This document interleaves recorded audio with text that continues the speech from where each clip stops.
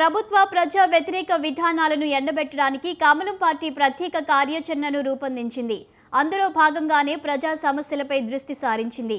BJP రాష్ట్ర కార్యాలయంలో ప్రజా సమస్యల పరిష్కారానికి ప్రత్యేక విభాగాన్ని ఏర్పాటు చేసింది. ప్రతిరోజు ప్రజా సమస్యలు తెలుసుకోవడానికి రాష్ట్ర కార్యాలయంలో బీజేపీ ప్రజా ప్రతినిధులను అందుబాటులో ఉండాలని జాతీయ నాయకత్వం ఆదేశాలిచ్చింది. మరింత సమాచారం మా ప్రతినిధి శ్రీనివాస్ అందిస్తారు. ప్రతిరోజు ప్రజాప్రతినిధులైన ఎమ్మెల్యేలు, ఎంపీలతో పాటు రాష్ట్ర నాయకులు, అధికార ప్రతినిధులు ప్రతిరోజు ఉదయం నుంచి సాయంత్రం వరకు ప్రజా సమస్యలను తెలుసుకోవడానికి పార్టీ కార్యాలయంలో అందుబాటులో ఉండాలని రాష్ట్ర కమిటీ ఆదేశించింది.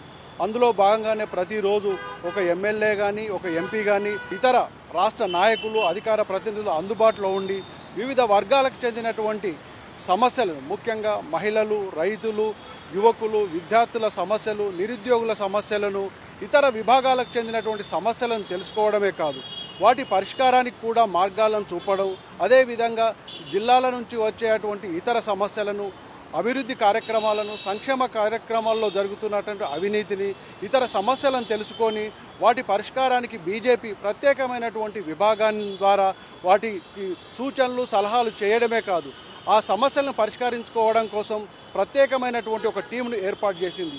అందులో భాగంగానే ప్రతిరోజు ఒక ఎమ్మెల్యే, ఒక ఎంపీ అందుబాటులో ఉంటున్నాడు.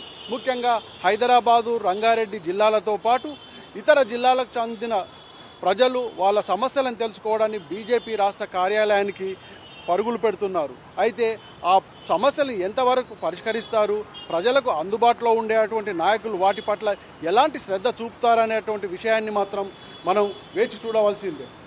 Over to studio.